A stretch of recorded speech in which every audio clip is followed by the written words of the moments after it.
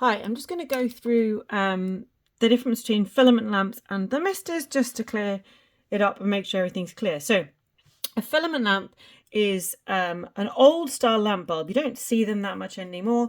They look like this. There's a little filament in there, and the idea is the electrons flow through the filament. The filament gets really hot, so hot that it glows and gives off light.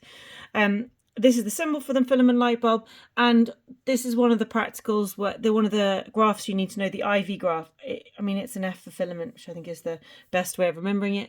But with the filament lamp, what happens is as you increase the potential difference across it, the current also increases, and initially it's reasonably directly proportional. But then as you continue to increase the potential difference, you're not getting that same increase in current. Here we had a little increase in potential difference, big increase in current. Here we can have the same increase in potential difference and only a small increase in current. And eventually the idea is the current will stop increasing. This is because the electrons traveling through a metal wire. It's like the sea of electrons, the sea of delocalized electrons traveling through these ions. And as the ions get hot, they start to vibrate more and more. And that actually makes it harder for the electrons to get through. It increases the resistance.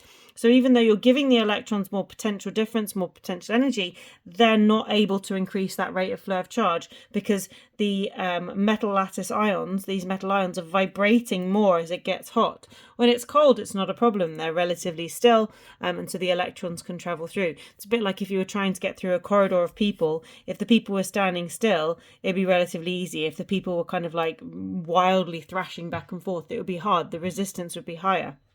So for a filament lamp, what happens is as you increase the potential difference, the current increases, but then as the current increases, the temperature increases.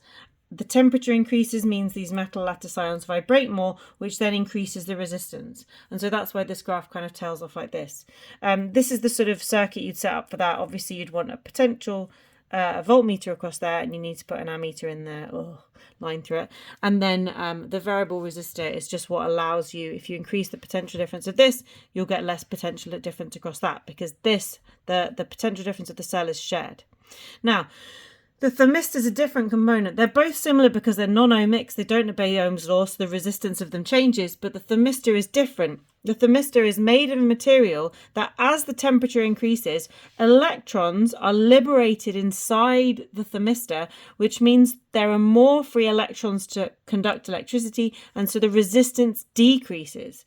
So this one, the temperature increased, which means the resistance increased, but here the temperature increased, which actually means the resistance decreases. Now, this can be used in a circuit in two ways. You could set it up like this. So I've got a cell here, a source of potential difference. I've got my thermistor here and a resistor here with fixed resistance. We'll say it's R resistance, and this one's another one with fixed resistance. Now in this case, I've got my heater in parallel with my thermistor. So the potential difference from this, the potential difference here is going to be shared among these two components depending on their resistance, because V is IR. It's a series circuit, so the current's going to be the same. So if one has a bigger resistance, it's going to have a bigger potential difference. Now, in this case, what's going to happen is as it gets hot, the resistance of this is going to decrease, and so it will get a smaller share. Because this is connected in parallel, it will also get a smaller share. When it's cold, the resistance is going to increase, so it will get a bigger share, and then as your heater is connected in parallel, it also gets a bigger share. So you've got a situation where your heater goes on when it's cold and goes off when it's hot, because it has a bigger potential difference, and P is IV. So if you've got a bigger potential difference, you've got more power. This one is the other way around. I scribbled the heater out there because this is, you'd connect a fan like this. So for this one, as the temperature increases, the resistance of this decreases, which means it gets a smaller potential difference. So this gets a bigger potential difference, so your fan comes on. If the temperature decreases, this resistance increases, so this gets a smaller share, and so your fan gets less power. So that's how you can set them up both ways, by connecting them in parallel like that in a thermistor. And that's why filament lamps and thermistors, they're confusing, but fundamentally they do different things. The LDR, the light dependent resistor, which looks like this, it's just the resistor block with light shining on it, behaves the same way as the thermistor. So this could apply, and I could have had this one as something that I want to go on when it's bright, and I could have had this one as something that I want to go on when it's dark. Okay, I hope that helps.